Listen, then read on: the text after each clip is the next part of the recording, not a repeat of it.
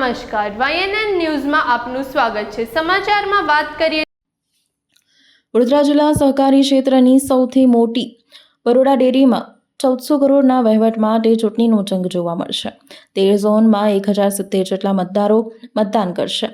18 March યોજાનારી છે આ ચૂંટણી। બરોડા ડેરીના વર્તમાન બોર્ડના ચેરમેન દિનેશ પટેલ અને વાઇસ ચેરમેન GP સોલંકી સહિત 13 સભ્યોએ ફોર્મ ભરી ઉમેદવારી નોંધાવી છે। સતત છઠ્ઠી વખત ઉપપ્રમુખ GP સોલંકીએ ઉમેદવારી ફોર્મ ભર્યું છે। બરોડા ડેરીના દૂધ ઉત્પાદકોના હિત સાથે ડેરીના વિકાસ માટે અમે કટિબદ્ધ છે તેમ જણાવ્યું હતું।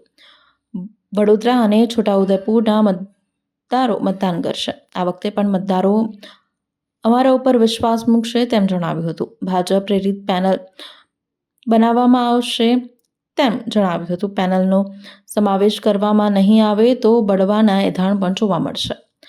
ભાજપના મેન્ડેટને જ ઉમેદવારી કરવામાં આવશે। કેટલાક અપક્ષો પણ મેદાનમાં ઉતરે તો નવાઈ નહીં।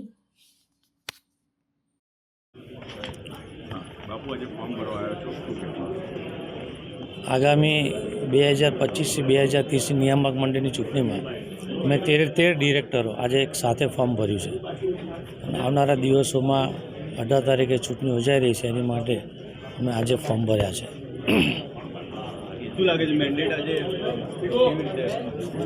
આજે સેન્સની પ્રક્રિયા છે, પાર્ટી નક્કી કરશે, અમે સેન્સ પ્રક્રિયામાં જવાના છે।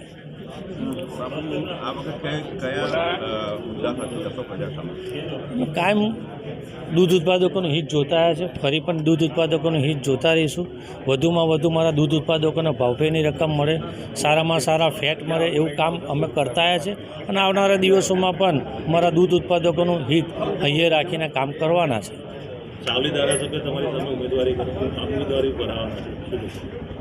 ડેરીની ચૂંટણીમાં કોઈ પણ વ્યક્તિ ઉમેદવારી કરાવી શકે છે। એમાં તમે જોયું છે દરેક ઝોનમાં કોઈને કોઈ ઉમેદવારી કરતા આવ્યા છે, કરવાના છે। એમાં બધાને લોકશાહીમાં હક છે ઉમેદવારી કરવાનો।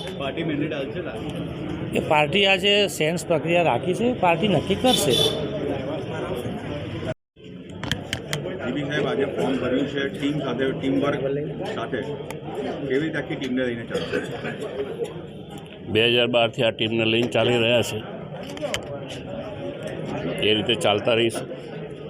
કયું એવું ફેક્ટર છે કે જે પ્રજા સમક્ષ લઈને જશે? કારણ કે સાવલીમાં એવું પણ આક્ષેપ ભૂતકાળમાં થઈ ચૂક્યો છે, બ્લેક દૂધનો બી ભૂતકાળમાં સાબુનું કે દૂધનું નકલી દૂધની પણ વાતો આવતી હતી। શું દૂધની પણ વાત આવતી હતી, તો આગળ કેવી રીતે આને લઈ જશો? નકલી દૂધનો વિષય બરોડા ડેરીમાં તો ઉપસ્થિત થયો નથી। હવે રાજ્યના બીજા ખૂણાઓમાં કદાચ કંઈ બન્યું હોય તો એને અને બરોડા ડેરીને કંઈ નિસ્બત નથી। બાપુ, જે ઉમેદવારો છે, આપ કયું ફેક્ટર પોઝિટિવ માનો છો કે જેનાથી આપનું બોર્ડ બેસે આ વખત બેસી શકે?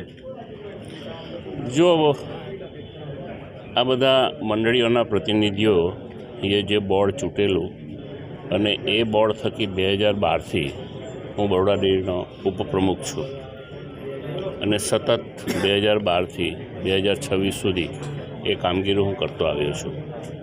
એટલે દૂધ ઉત્પાદકો અને દૂધ મંડળીઓનો અમારા પર વિશ્વાસ છે એને પુરવાર કરવાની તો કોઈ જરૂર નથી। આ 13 વર્ષનો લાંબો સમયગાળો જ પુરવાર કરે છે કે મંડળીઓ અને સભાસદો અમારી સાથે છે। કોના નેજા હેઠળ આ ઇલેક્શન લડાઈ રહ્યું છે?